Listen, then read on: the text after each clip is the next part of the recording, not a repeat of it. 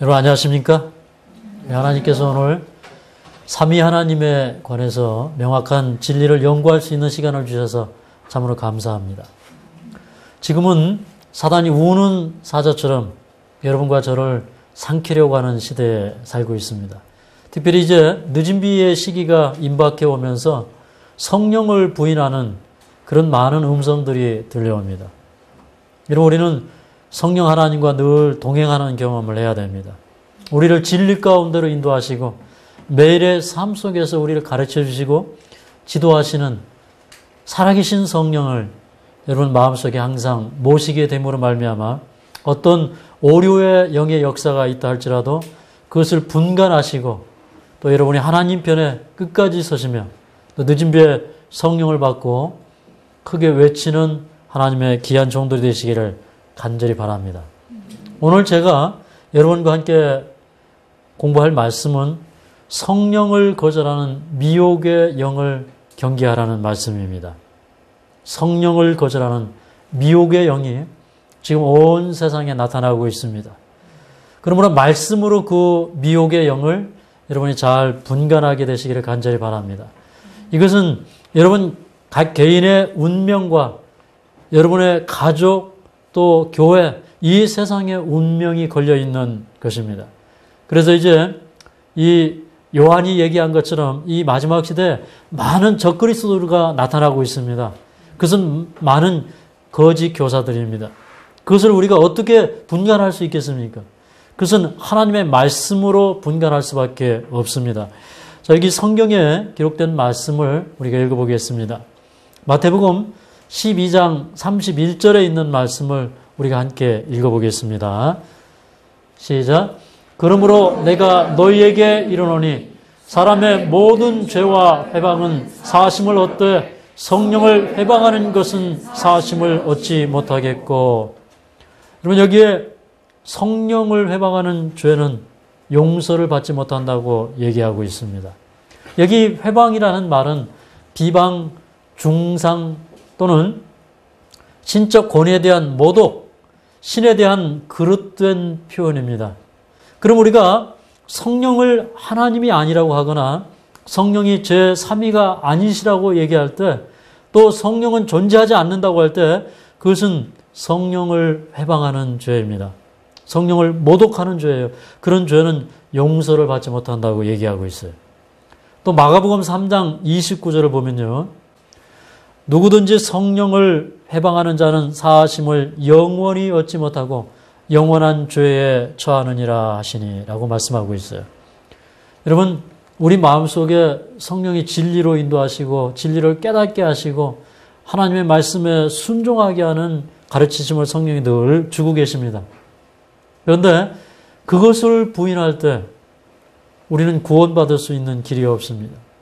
그것은 영원히 사심을 얻지 못하고 영원한 죄에 처해지는 경험입니다. 그러므로 우리가 성령을 회방하지 않게 되기를 간절히 바랍니다. 성령은 영원한 하나님이십니다. 가리 뽑은 기별 145쪽에 보면요. 영원한 신성이신 아버지 하나님과 아들 하나님과 성령 하나님께서는 사람이 하늘의 도움으로 거룩한 품성의 참여자와 그리스도의 동역자가 될 수 있도록 그를 하늘 천사들과 연합시켜 주기 위한 조치를 취하고 계신다. 자, 이 말씀은 원고 1904년 5월 14일자에 또 원고 45번에 말씀하신 말씀이기도 하고 또 하늘을 향하여 148쪽에도 이 말씀이 나와 있습니다. 여기 보면 The Eternal Godhead라고 얘기하고 있어요. 영원하신 신성에 대해서 얘기하고 있습니다. 여러분 이 신성은 곧 하나님의 본질을 얘기하고 있습니다. 그러므로 이 Eternal Godhead는 The Father, The Son, The Holy Ghost라고 얘기하고 있어요. 그래서 여기 분명하게 영원한 신성이신 아버지 하나님과 아들 하나님과 성령 하나님의 존재에 대해서 설명하고 있습니다. 그러므로 말씀에 근거해서 성령은 분명히 하나님이십니까? 예. 분명히 성령은 세 분 하나님 가운데 한 분이십니까? 삼위의 성령을 우리가 말씀 가운데서 살펴볼 수 있습니다. 여러분, 우리는 사람의 가르침을 따르기 전에 성경 말씀을 존중하시기를 바랍니다. 또 이 시대에 명확하게 주신 예언의 신의 말씀으로 사람의 가르침을 검증해 보시기 바랍니다. 가르뽑은 기별 상권 415쪽에 보면요. 그리스도 외에 어떤 인도자에게라도 애정을 준 자들은 매우 황홀하여 그 힘에 의하여 영혼들이 진리를 듣는 데서 돌이켜서 거짓을 믿게 되는 그 미혹의 영에 의해 몸과 마음이 지배를 받게 될 것이다 그랬습니다. 여러분은 모든 말씀을 하나님의 말씀으로 살펴보시기 바랍니다. 하나님의 말씀과 대조해 보시기 바랍니다.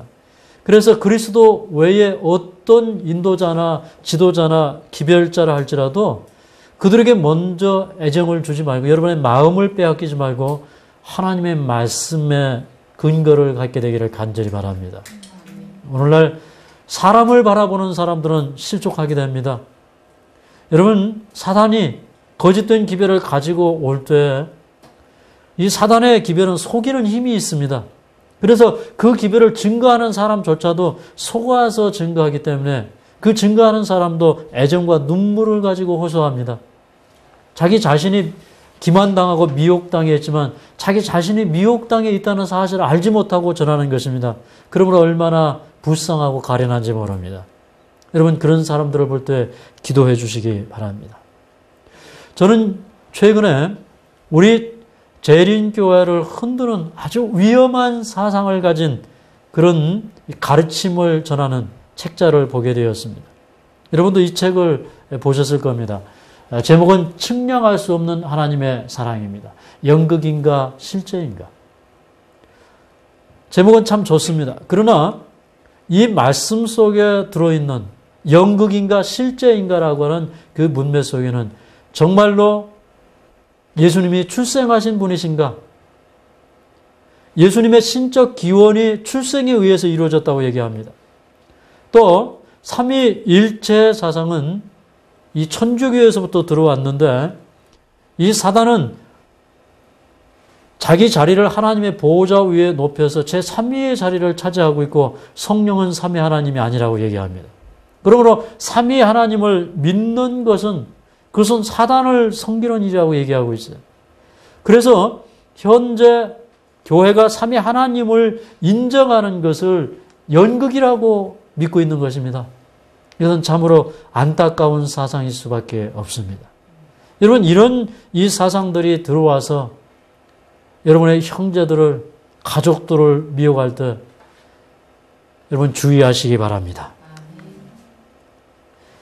그래서 저는 오늘 성령 하나님의 실체에 관한 연구를 말씀을 통해서 하기를 원합니다. 그래서 이 오늘 말씀의 연구의 동기는 그들이 주장하는 그 주장이 과연 성서적인가 하는 것입니다. 첫 번째, 그들은 예수님의 신성이 아버지로부터 출생에 의한 것이라고 주장합니다. 이것은 신성의 기원을 얘기하는 것입니다. 그러므로 예수님은 실제 출생하신 분이기 때문에 영원전부터 계신 분이 될 수가 없습니다. 또 한 가지 주장은 성령은 독립된 개체를 가지신 하나님이 아니고 성부와 성자의 공동영이라고 주장합니다. 그러므로 성령은 성부의 영이고 성자의 영이라고 얘기합니다. 그런데 이것이 과연 성경적인 것인가?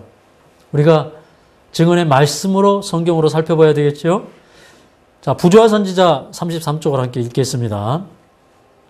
시작. 그리스도는 본성과 품성과 목적에 있어서 영원하신 아버지와 하나이셨으며 라고 얘기했어요. 여러분, 성부와 성자와 성령은 각각 개성과 개체를 가지신 분이십니다. 그러나 새 위격은 본성과 품성과 목적에 있어서 하나이시라는 걸 우리가 알아야 됩니다. 그래서 이 말씀의 근거해서 우리가 정리를 해보면 성부와 성자와 성령께서는 각각의 개성과 위격을 가지시지만 본성과 품성과 목적에 있어서 하나이시다라고 하는 것입니다. 아주 간단한 정의지만 여러분 이건 대단히 중요한 정의입니다. 우리가 이것을 너무나 복잡하게 정리를 하다 보면 우리 자신도 오류 가운데 빠질 수가 있어요. 그래서 간단하고 명확하게 정의를 해야 됩니다. 또 성부와 성자와 성령께서는 본질과 동등성, 영원성에 있어서 같으십니다. 그러므로 하나님은 한 분이십니다. 자, 하나님이 한 분이시라고 하는 의미를 우리가 이해해야 됩니다. 하나님은 성부와 성자와 성령 세 분으로 계십니다. 그런데 이 세 분의 위격과 세 분의 하나님을 우리는 한 분이라고 그렇게 얘기합니다. 이 세 분의 하나님은 본질에 있어서 같으십니다. 또 동등하신 분입니다. 영원하신 분입니다. 이 세 분의 본성과 품성과 목적이 하나이기 때문에 우리는 이 세 하나님을 한 분이라고 그렇게 얘기하는 것입니다. 자, 재림교회 기본교리 신조 제2번에 보면 한 하나님이 계신다. 성부, 성자, 성령 곧 동일하게 영원하신 세 신격의 통일체 하나님은 불변이시고 전지전능하시고 만유 위에 계시고 항상 존재하신다. 우리는 세 신격이 계시지만 목적과 품성과 본성에 있어서 또 본질과 동등성과 영원성에 있어서 하나이시기 때문에 세 신격의 통일체라는 의미에서 우리는 삼위일체라는 말을 쓰고 있어요. 그러나 일반적으로 천주교회와 개신교회에서 쓰는 삼위일체 개념은 다릅니다. 그것을 우리가 알아야 됩니다. 여러분 요한복음 17장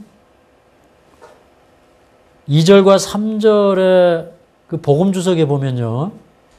이 복음주석에 있는 말씀은 원고 124호 1903년도에 나온 말씀인데 여기 아버지와 아들의 관계를 이렇게 규명하고 있습니다.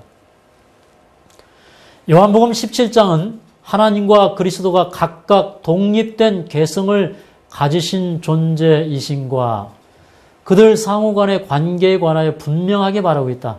아버지여 때가 이르렀사오니 아들을 영화롭게 하사 아들로 아버지를 영화롭게 하옵소서. 이 말씀 속에는 그분들 각자의 개성과 개체가 각각임을 나타나 있다. 있어요. 여기 보면 성부와 성장은 각각 독립된 개성을 가지신 분이십니다. 그 다음에 각자의 퍼스널리티가 있다고 얘기합니다. 또 개체를 가지신 분이라고 얘기하고 있습니다. 그래서 우리는 성부와 성자가 개성과 개체를 각각 가지고 계신 분이라는 사실을 확실하게 이해할 수 있어요. 이것을 통해서 우리는 성령도 개성과 개체를 가지시는 분이라는 사실을 우리가 알 수 있습니다. 1893년 11월 27일자에 보면 나와 아버지는 하나이니라. 그와 아버지께서 같은 속성을 소유하시고 한 본질을 가지셨다고 주장하시는 그리스도의 말씀에는 깊은 의미가 가득했다 그랬어요. 그래서 아버지와 아들은 같은 신성의 속성을 가지고 계시고 또 한 본질이라고 얘기하고 있습니다. 그렇지만 한 본질이지만 개체와 개성을 각각 가지고 계신 분이십니다. 그래서 우리가 이것을 말씀 속에서 확인하면서 캐톨릭에서는 이것을 어떻게 이해하고 있는지, 오늘날 개신교도들은 과연 삼위일체 개념을 어떻게 이해하고 있는지 그것을 우리가 이해하는 것은 대단히 중요합니다. 왜 그러냐면 이미 사단은 삼위 하나님에 관한 개념을 흐트러 놓았습니다. 그리고 사람들이 모호해서 알지 못하는 그것을 통해서 역사해 두르기 때문에 우리가 이것을 알지 못하면 대단한 위험 가운데 처해져 된다는 사실을 우리가 알아야 됩니다. 여러분 성경이나 증언의 말씀들 가운데 보면 트리니티라는 말이 있을까요? 없을까요? 없습니다. 또 삼위일체설의 신봉자라고 하는 트리니테리언이란 언급이 없어요. 없는 이유가 있겠습니까? 왜 없을까요? 없는 이유가 있을 것입니다. 왜 그러냐면 이 가톨릭에 가르치면 성자의 기원을 성부로부터 출생했다고 합니다. 예수님께서 이 세상에 독생자로서 오신 그것을 말하는 것이 아니라 이 성부의 기원이 영원전에 출생되었다고 그렇게 얘기하는 것입니다. 그래서 성령을 성부에게서 발출되었다고 또 보게 됩니다. 그래서 한 몸에서 두 개체가 파생된 개념입니다. 그러므로 성부 한 분에게서 성자와 성령이 파생되었어요. 또 성부가 계시지 않고는 성자와 성령이 계실 수가 없어요. 그래서 이것을 우리는 파생적 종속론 또는 종속적 파생론이라고 그렇게 볼 수가 있어요. 자, 이 의미를 여러분이 잘 기억하시기 바랍니다. 파생적 종속론 또는 종속적 파생론이라고 제가 묘사한 이 말의 뜻을 여러분이 조금 더 살펴보시면 분명하게 이해하게 될 것입니다. 자, 가톨릭 대사전에는 삼위일체에 대해서 이렇게 정의하고 있습니다. 자, 보세요. 여기 있는 이 말씀을 보면 한 하느님이 세 위격으로 존재하는데 이 위격들은 하나의 하나님 본성, 하나의 하나님 본질, 하나의 하나님 실체다라고 얘기하고 있습니다. 그러므로 이 가톨릭의 이 삼위일체를 보면 이 부분을 보면 무엇이 우리와 다른지 이해할 수가 없습니다. 하나의 하나님 본성, 하나의 본질, 하나의 실체라고 얘기하고 있어요. 그러나 가톨릭의 삼위일체를 자세히 보면 하나의 실체, 다시 말해서 히브리서 1장 3절에 말씀하신 것처럼 이 실체라는 말은 본체라는 말과 같은 말인데 하나의 실체에서 두 개체가 나왔다고 하는 것을 얘기합니다.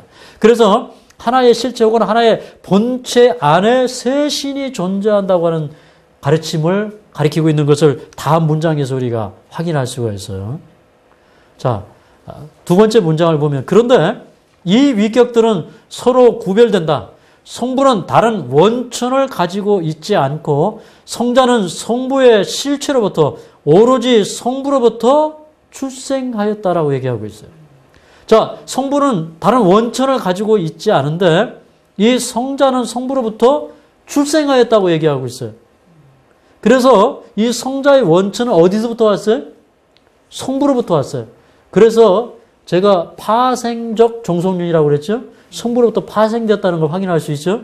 또 그 다음에 성령은 출산되지 않고 하나의 유일 원리로서의 성부와 성자로부터 발출된다 그랬어요.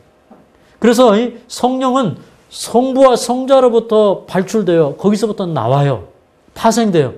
그러므로 성부 외에 성자와 성령은 결국 성부로부터 파생되었기 때문에 이것은 이 파생론이고 또 성자와 성령은 성부에게 종속되어 있어요. 그래서 파생적 종속론이라고 하는 겁니다. 여기 또 조금 읽어보면 출산과 기출은 신성의 전달 내지는 파견이라는 점에서 일치하고 라고 얘기하고 있어요. 자, 여기 보면 출산과 기출을 통해서 신성이 전달되거나 또는 파견된다고 이렇게 보고 있습니다. 그래서 분명하게 가톨릭의 삼위일체는 하나의 실체 안에 세 신이 존재하고 성부로부터 성자와 성령이 파생되는 파생적 종속론의 개념이라는 사실을 우리가 알 수 있어요. 그런데 오늘날 이러한 가르침이 재림교회 안으로 들어오고 있다는 사실을 여러분 알아야 됩니다. 지금 현재 재림교회를 위협하는 반아리안주의 사상은 이들의 가르침과 그 동맥을 같이 합니다. 그래서 이들은 예수님을 성부로부터 출생한 기원이 있다고 말합니다. 또 성령은 성부와 성자의 공동영이기 때문에 삼위일체를 가리키는 것은 삼위인 사단을 섬기는 것이라고 얘기합니다. 사단이 원래 하나님의 보좌 위에 자기의 보좌를 높이려고 했기 때문에 우리가 없는 성령을 만들어내서 성령 하나님을 만들어내서 섬기는 것은 곧 마귀를 섬기는 것이라고 얘기해요. 그런데 여러분 이들의 주장이 간단치가 않습니다. 그러므로 이 첫째 계명은 너는 나 외에 다른 신을 내게 있게 하지 말지니라 라고 얘기했어요. 그런데 다른 신을 섬기기 때문에 첫째 계명을 어긴다고 얘기합니다. 이 하나님의 이름을 망령되이 일컫는다고 얘기합니다. 또 우상을 숭배한다고 얘기합니다. 또 창조주 하나님만 경배하라는 그 계명을 범하고 있다고 얘기해요. 그래서 창조주를 경배하라는 세천사의 기별을 거절하고 있다고 가르칩니다. 또 이들은 예수님의 전능성을 부인합니다. 사실상 예수님을 데미가스로 인정합니다. 반신으로 인정해요. 이것은 우리의 신앙의 근본 뿌리를 송두리째 흔들어버리는 사상입니다. 여러분 여기에 미혹당하지 않게 되기를 간절히 바랍니다. 이들의 가르침이 어디서부터 시작되었느냐? 가톨릭의 삼위일체 교리에 기초를 놓은 사람은 바로 오리겐입니다. 오리겐이 어떤 주장을 했는지 우리가 알아야 되겠죠? 이 오리겐은希腊 철학의 영향을 많이 받아서 성경을 알레고리, 다시 말해서 우화적으로 해석을 많이 한 사람입니다. 그는 이 성자의 영원 출생론을 주장했습니다. 그는 그리스도가 영원히 성부에게서 나신다라고 비같은이라는 말을 사용했어요. 영원 전부터 영원 후까지 성자는 계속 태어나는 것이에요. 그래서 제가 이 말씀을 준비하면서 아주 이상한 책 제목을 하나 보게 되었어요. 요즘에 나온 책 가운데 어린이이신 하나님이라는 책이 있대요. 그래서 제가 이 책은 도대체 왜 어린이이신 하나님이라고 얘기했을까 그랬는데 이 책의 주장은 이것입니다. 성자는 성부로부터 영원히 출생하고 계시다는 거예요. 그래서 성자는 어린이 같은 분이시고 성부는 부모님 같은, 어머니 같은 분이라는 거예요. 그래서 그 책의 내용은 뭐냐면 어린이이신 하나님이에요. 여러분 이런 잘못된 가르침이 어디에서부터 나옵니까? 잘못된 신주에서부터 나옵니다. 그러므로 여러분 미혹당하지 않게 되기를 간절히 바랍니다. 이 오리겐은 독생자는 하나님의 말씀이라고 얘기했어요. 예수님이 하나님의 말씀이신 건 어떤 부분에서는 맞는 얘기고 사실입니다. 그러나 이들의 개념은 달라요. 이 독생자 하나님의 말씀으로 또 지혜로 진리로 하나님의 행위로 영원히 파송된다고 보는 것이에요. 이 얘기는 마치 이런 것입니다. 여러분 해를 쳐다보면 해는 이 발광체입니다. 빛 자체입니다. 그런데 그 빛에서부터 뭐가 나옵니까? 광선이 나오죠. 그래서 빛에서 광선이 나오는 것처럼 예수님은 영원히 발생된다고 그렇게 보는 것이에요. 그래서 사실상 예수님도 보면 하나의 기운인 것입니다. 그 다음에 성령을 그리스도의 제3의 인격으로 봅니다. 성령 하나님이 아니라 이 오리겐은 성령을 그리스도의 제3의 인격이라고 봤어요. 그러면 여러분 이 한마디를 기억하시기 바랍니다. 오리겐은 그리스도가 성부로부터 영원히 출생된다고 얘기했어요. 영원 출생설 혹은 영원 파생설입니다. 영원 출생설, 영원 파생설은 바로 오리겐에서부터 나왔다고 하는 사실을 여러분 이해하시기 바랍니다. 자, 로제라고 하는 사람의 기록에 의하면 오리겐의 주장을 이렇게 기록했습니다. 하나님이라는 이름을 아들과 성령에도 적용시킬 수는 있어도 아버지 한 분만이 하나님이며 아들과 성령의 신성은 아버지로부터 파생된 것이고 하나님은 아들을 영원한 행위로서 산출한다. 아들이 아버지에게 종속되듯이 성령도 아들에게 종속된다. 자, 여기 보면 아들과 성령은 아버지로부터 파생되었다고 얘기하고 있어요. 또 하나님은 아들을 영원한 행위로서 산출한다 그랬어요. 그러므로 아버지가 계시는데 아버지가 아들을 통해서 행위하시는 것, 또 말씀하시는 것, 또 하나님의 지혜이신 예수님. 그래서 예수님은 이 지혜자이신데 그런 아버지에게서 나오는 지혜, 또 아버지에게서 나오는 말씀, 빛, 이런 것들이 바로 예수님이라고 얘기하고 있어요. 우리가 생각하는 예수님과는 다르죠?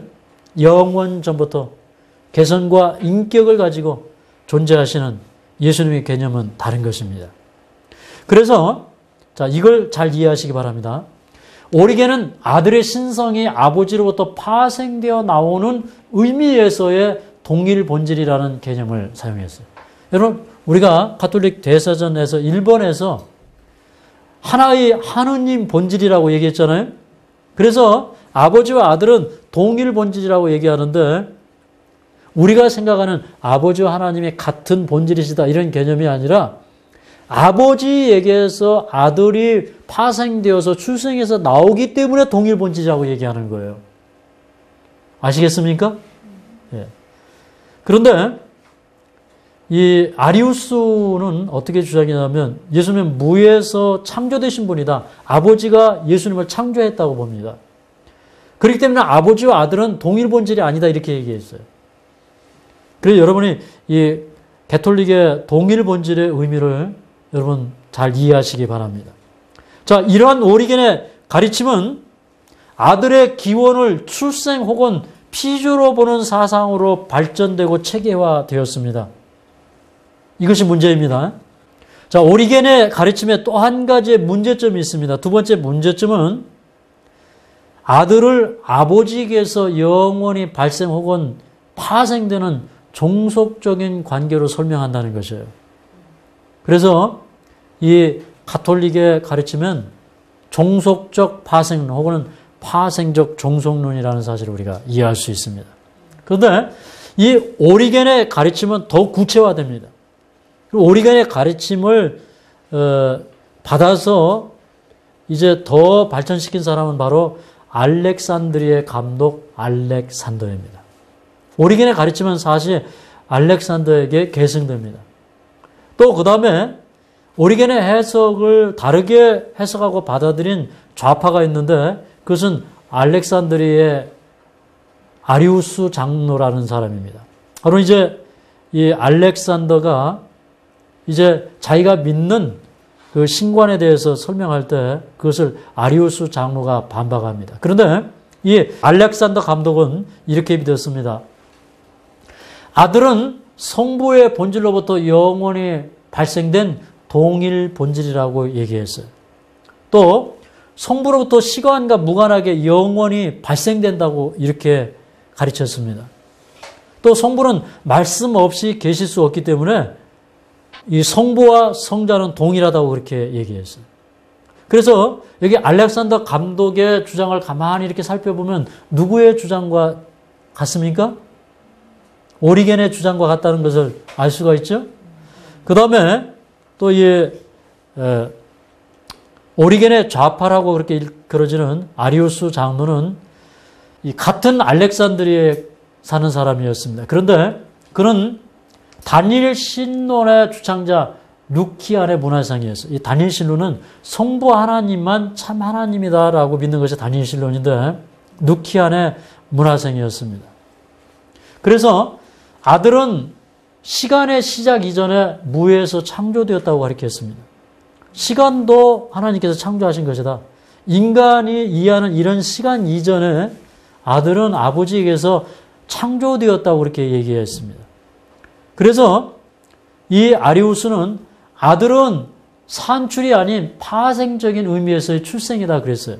그러니까 만약에 아들이 아버지에게서 출생되었다고 하면 아버지와 동일 본질을 인정하게 되는 거예요. 그렇기 때문에 아들은 산출 또는 출생이 아닌 파생적인 의미에서의 출생이다 그랬어요. 오리겐이 처음에 주장한 것이 바로 이 파생적인 의미에서의 출생입니다. 또 그리고 성부와 성자의 본질적인 동일성을 거부하고 성자는 성부와 유사 본질이다 그랬어요. 신성의 본질이 같지 않고 유사 본질이라고 얘기하는 것입니다. 그 다음에 아들의 신적인 속성은 자신의 것이 아니라 아버지로부터 은총으로 부여받은 것이라고 얘기했어요. 그래서 아들은 영원하신 하나님이 될 수가 없는 거예요. 아들에게 부여된 그런 직위와 속성은 다 아버지께서 은총으로 받았다고 얘기합니다. 이것을 지금 반아리인주의 사상을 가진 사람들이 주장하고 있어요. 그래서 우리가 이게 속지 않기 위해서 지금 역사를 연구하는 겁니다. 이들은 아들의 영원성, 아버지와의 동등성, 또 신적 본질을 부인했어요. 그래서 예수님을 반신으로밖에 인정하지 않습니다. 그런데 이렇게 알렉산더와 아리우스가 논쟁을 함으로 말미암아 동반 교회는 분열이 되고 말았습니다. 이 320년경에 알렉산더 감독은 아리우스와 그의 동료 성직자들을 파면시켰습니다. 그러나 서방에는 큰 영향이 없었는데 서방은 하나님의 한 본질에 새 위격이 있다고 정통적으로 그렇게 믿고 있기 때문에 서방은 큰 문제가 되지 않았어요. 이 동방에서 두 사상으로 나누어지기 때문에 이것을 통일해야 될 필요가 있었습니다. 그래서 콘스탄틴 황제에 의해서 서기 325년 5월 20일에 니케아 회의가 소집이 됩니다. 그런데 이 니케아 회의의 결과로 말미암아 이 니케아 신조가 나오고 거기에 오늘날 캐톨릭의 삼위일체에 관한 기본 개념이 정립이 되는데 이때에 이 니케아 회의에서 두 사상이 대비되었습니다. 하나는 오리겐과 알렉산더의 해석을 그대로 따르고 있는 이런 정통적인 견해이지만 실제로 이것은 그들의 정통적인 견해입니다. 성경의 정통적인 견해가 아니라. 그런데 그 허위 정통 견해의 이 주창자는 바로 아다나시우스였습니다. 이 아다나시우스는 아들은 아버지로부터 나왔기 때문에 아버지와 본성이 같다라고 얘기했어요. 또 그리스도가 낫다는 것은 비같은이라는 말을 쓰고 있죠. 낫다는 것은 성부와 동일 본질이 되게 하는 것이다 얘기했어요. 그래서 이 캐톨릭의 동일 본질은 아들이 아버지에게 낳기 때문에 동일 본질이라고 얘기하는 거예요. 아시겠죠? 그렇지만 여전히 아버지로부터 나왔다 이겁니다. 파생되었다고 얘기합니다. 또 성령은 하나님께로부터 나온 영이며 삼위일체 하나님의 한 구성원이라고 얘기하고 있어요. 그래서 각각의 개체를 인정하지만 그러나 종속론입니다. 두 분 하나님께서 아버지 하나님께 종속되어 있고 파생되어 있다고 하는 사실을 또 확인할 수가 있습니다. 그런데 이 아리우스는 320년에 파면을 당했기 때문에 이 회의에 오지 못했습니다. 그러나 같은 그 스승이며 같은 수성을 가지고 있던 자기 동료가 있습니다. 그 니코메디아의 감독 유세비우스였어요. 그런데 그 니코메디아의 감독 유세비우스는 이렇게 주장했습니다.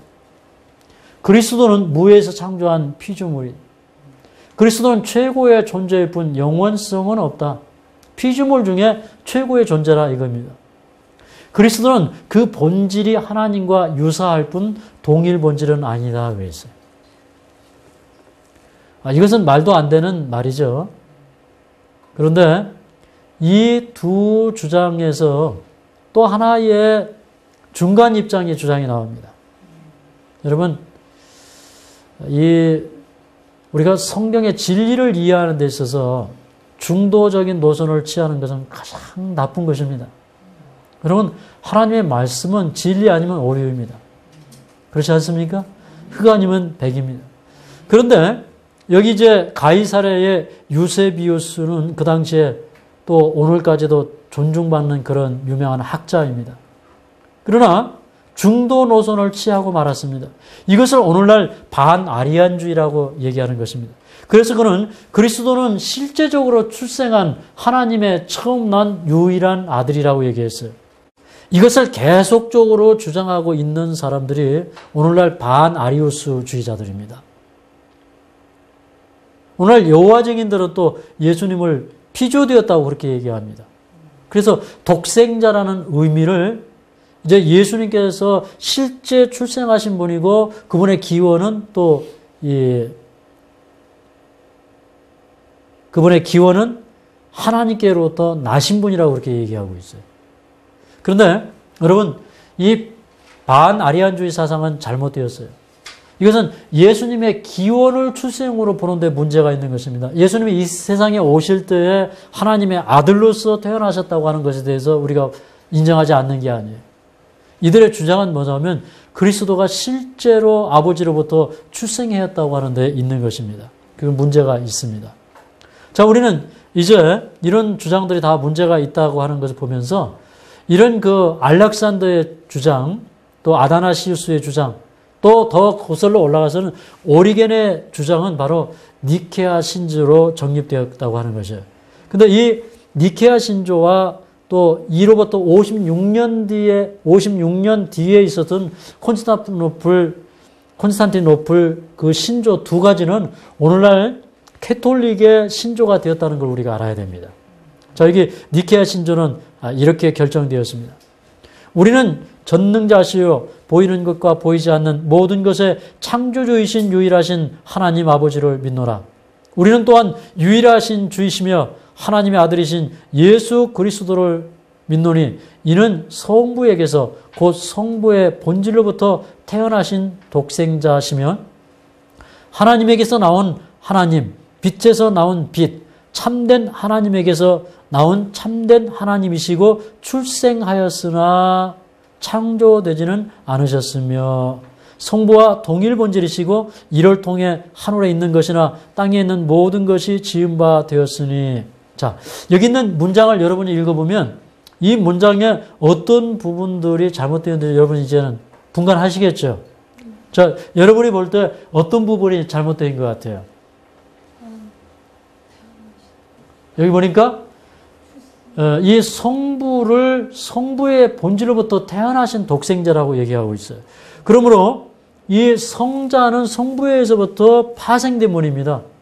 그래서 성자는 영원 전부터 독립적으로 계신 그 하나님이 아니시고 성부 얘기서부터 나왔다는 거예요. 그렇죠? 그래서 참된 하나님에게서 나온 참된 하나님.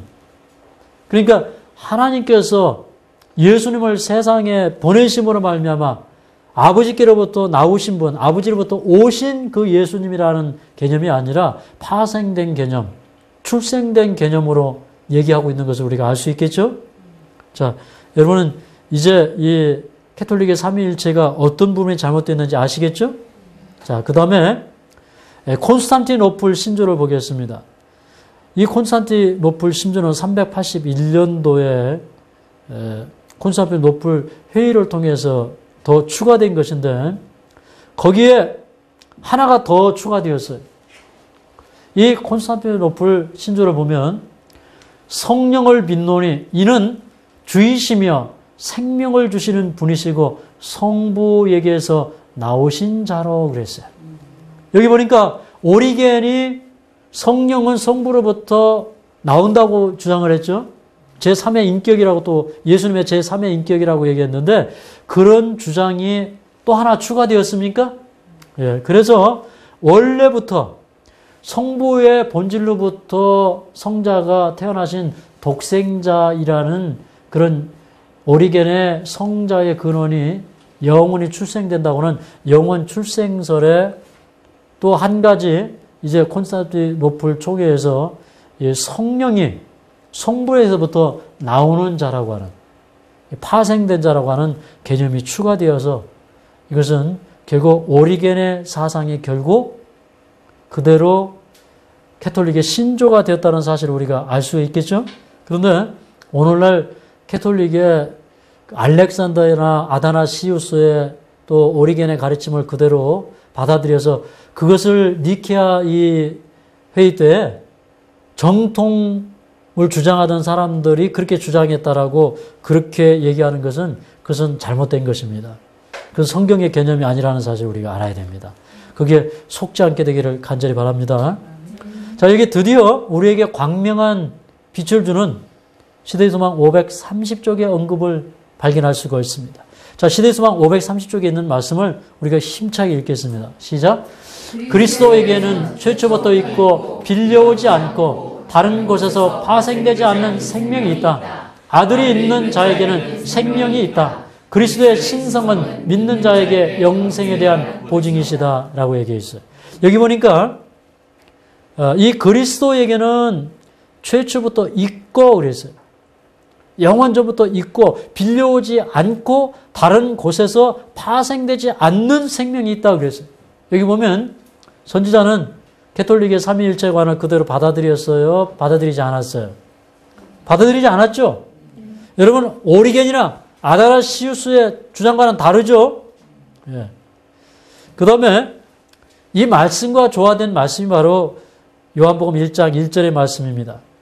태초에 말씀이 계시니라. 이 말씀이 하나님과 함께 계셨으니 이 말씀은 곧 하나님이시니라. 여기 보면 태초에 라고 말하고 있습니다. 태초에 엔 아르케라고 얘기하고 있어요. 그런데 이 아르케 앞에 태초라는 말 앞에 정관사가 빠져 있어요. 정관사 호가 생략되어 있습니다. 그 다음에 태초에 계시니라라고 했을 때 이 계시니라고 하는 이 말은 이 헬라어 에이미의 미완료형 n이 사용되었어요. 이것은 이 문장 자체가 무엇을 증거하고 있냐면 특별히 태초에라는 말에 정관사가 없는 것은 무엇이냐면 영원한 태초, 그러니까 시작이 없는 태초를 가리키고 있습니다. 네. 그 태초에 말씀이 계셨다고 하는 사실을 우리에게 설명해 주고 있어요. 그러므로 만약에 예수님이 어떤 기원이 있다면 이 말을 쓸 수가 없겠죠. 창세기 1장 1절의 태초는 기원이 있는 태초, 그것은 브레시트는 기원이 있는 태초예요. 그러나 엔 아르케라고 했을 때 이 태초는 영원 전, 그것을 의미한다는 사실을 시간의 어떤 그 개념을 넘어선 영원 전이라는 걸 여러분이 아시기 바랍니다. 그 다음에 요한복음 8장 58절을 좀 읽어보겠습니다.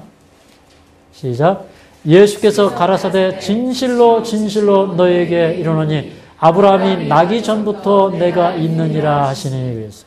여기 보면 아브라함이 나기 전부터라고 했지만 예수님께서 쓰신 말씀은 헬라어로 에고 에임입니다.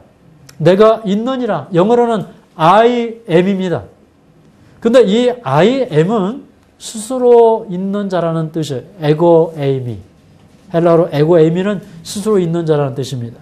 출애굽기 3장 14절에 보면 하나님이 모세에게 이르시되 나는 스스로 있는 자니라. 또 이르시되 너는 이스라엘 자손에게 이같이 이르기를 스스로 있는 자가 나를 너희에게 보내셨다 하라 그랬어요. 영어로는 스스로 있는 자가 I am that I am입니다. 그러므로 여러분 예수님이 기원이 있는 분이시라고 하면 내가 스스로 있는 자라고 얘기할 수 있어요? 없어요? 없습니다. 예수님은 영원전부터 계신 하나님이세요. 그래서 여러분이시요 요한복음 10장 30절에 나와 아버지는 하나이니라고 말씀하신 그 의미를 바르게 이해하시기 바랍니다. 자, 처음이요 마지막이신 예수님을 살펴보겠습니다. 자, 이사야 44장 6절에 보면 이스라엘의 왕인 여호와 이스라엘의 구속자인 만군의 여호와가 말하노라 나는 처음이요 나는 마지막이라 나 외에 다른 신이 없느니라 그랬어요. 여기 이사야 44장 6절에 말씀하신 분은 바로 여호와이신 예수님이셨습니다.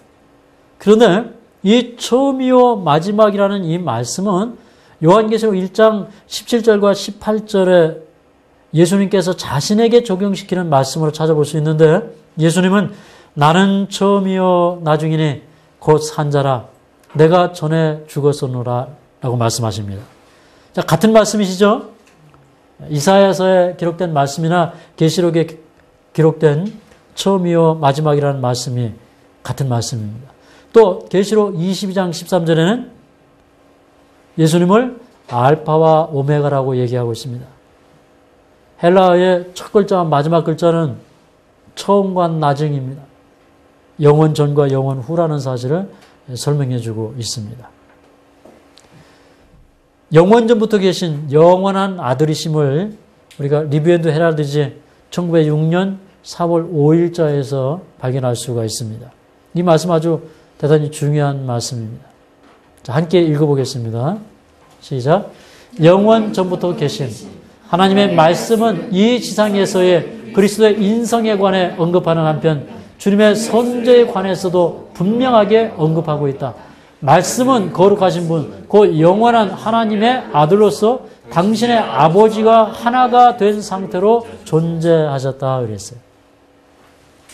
예수님은 아버지와 하나가 된 상태로 존재하셨다라고 얘기했습니다. 언제부터요? 영원 전부터요.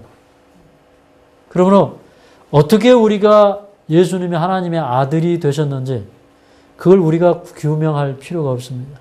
그분은 영원 전부터 아버지와 아들 관계로 계셨어요. 우리가 예수님이 아버지의 아들이라는 사실을 부인하는 것이 아닙니다. 예수님은 참으로 아버지의 아들이셨습니까? 예, 그분은 아버지와 하나가 된 영원 전부터 아들로 계신 그런 분이었다는 것을 우리는 인정합니다. 그러나 그분의 기원에 대해서 우리가 함부로 얘기해서는 되지 않습니다. 그분은 이 세상에 오실 때 새로운 의미에서의 아들이 되셨어요. 그 새로운 의미의 아들이 무엇인지 우리가 알아야 되겠죠?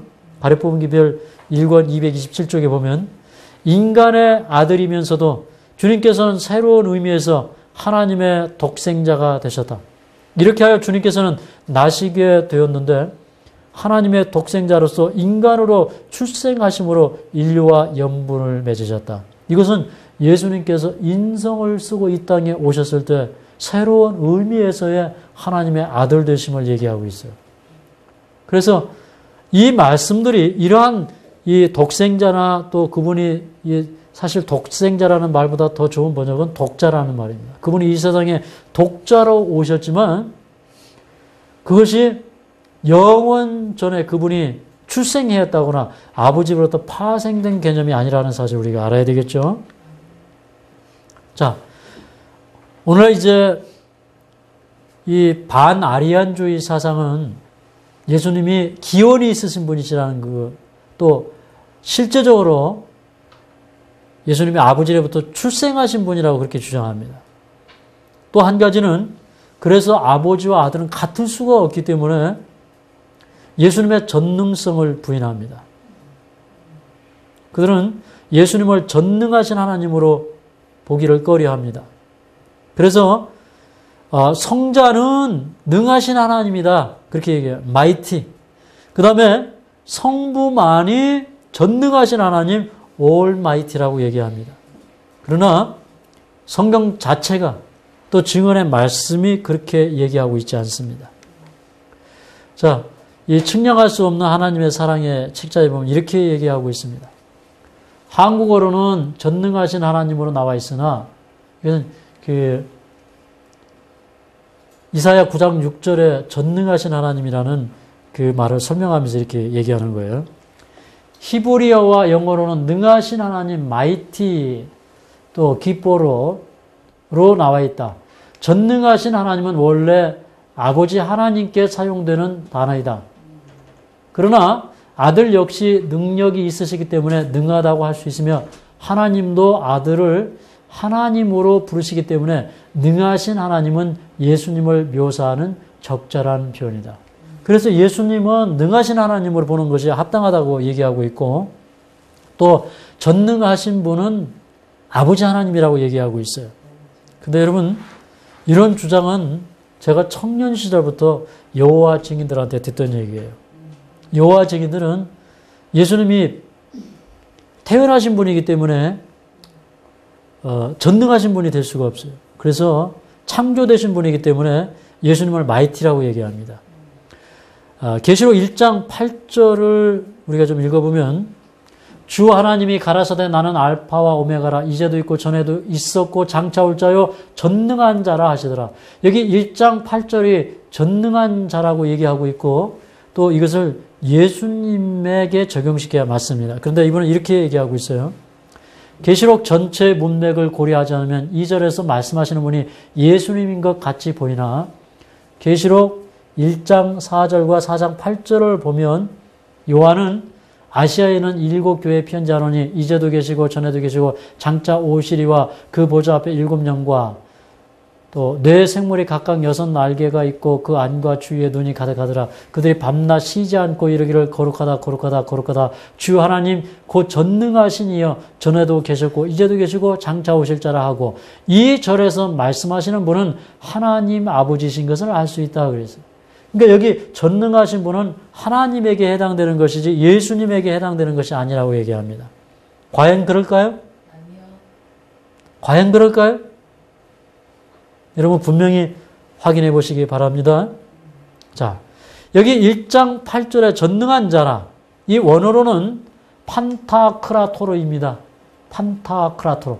이것은 우리가 이 스트롱스 사전을 보면 올마이티라고 얘기하는 것을 볼 수가 있어요. 설교와 강연 2권 113쪽에 그분은 자신을 요한에게 나타내셨는데 그는 핍박자들에 의해 외로운 밤몰섬에 갇혀 있었다. 그러나 거기에서 세상을 지배하시고 물을 그들의 정해진 통로에서 지키시는 분께서 자신을 요한에게 나타내셨다. 여기 보니까 자신을 요한에게 나타내셨다고 그랬어요. 이분은 바로 누구예요? 예수님이시죠? 나는 알파와 오메가라. 이제도 있고 전에도 있었고 장차 올 자요. 전능한 자라 하시더라. 그래서 이 요한에게 자신을 나타내셨던 주의 날에 나타내셨던 그 예수님을 자신을 향해서 나는 알파와 오메가라. 또 전능한 자라라고 말씀하셨다는 증거를 설교와 강연 2권 113쪽과 또 여러 예언의 신에서 그 증거를 얻을 수가 있습니다. 분명히 이 책은 잘못되었습니까? 잘못되었어요.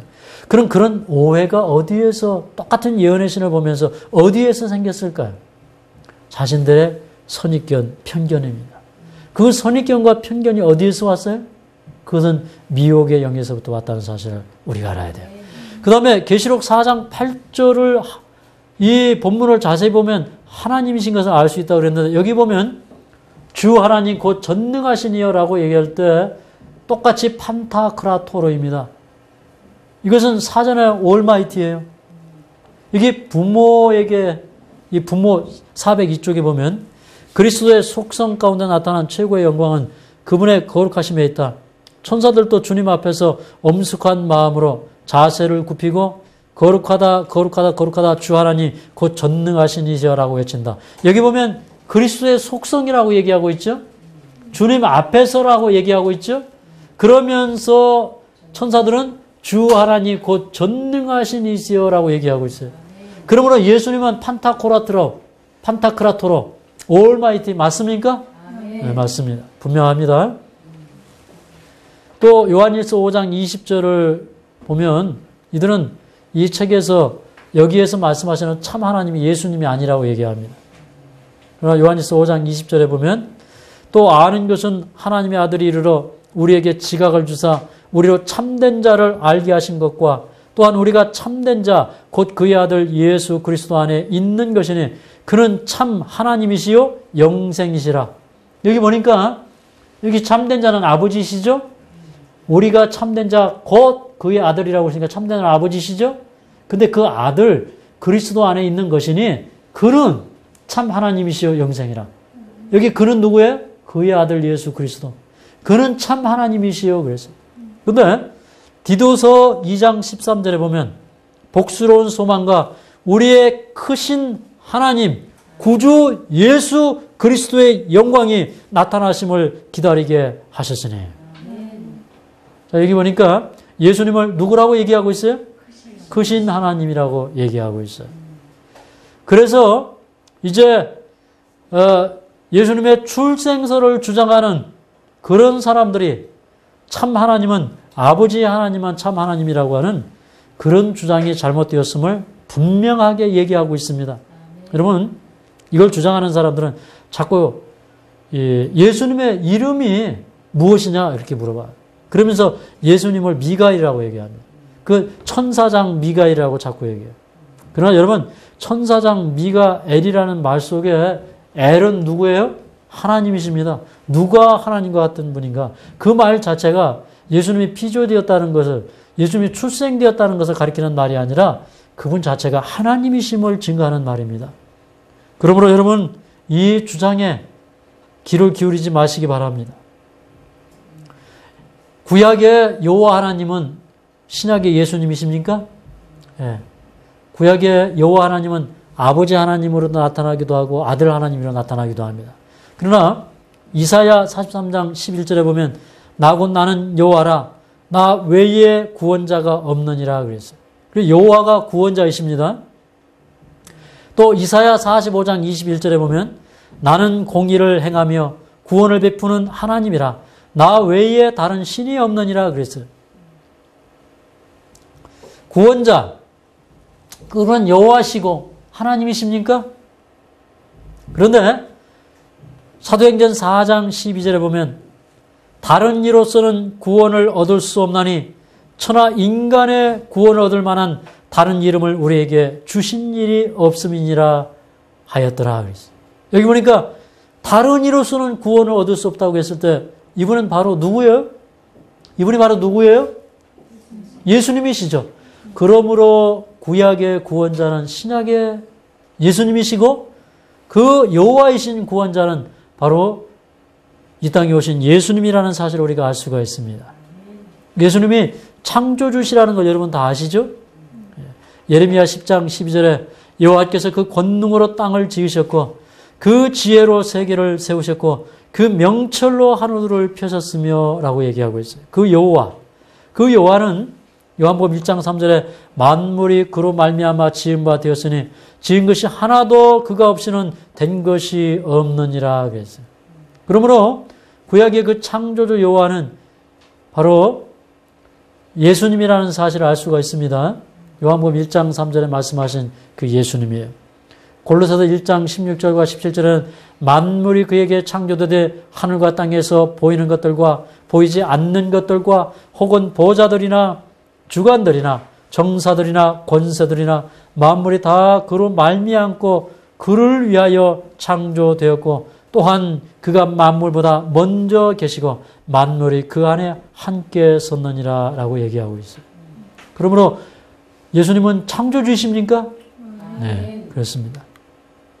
또 구약의 하나님은 신약의 주이죠.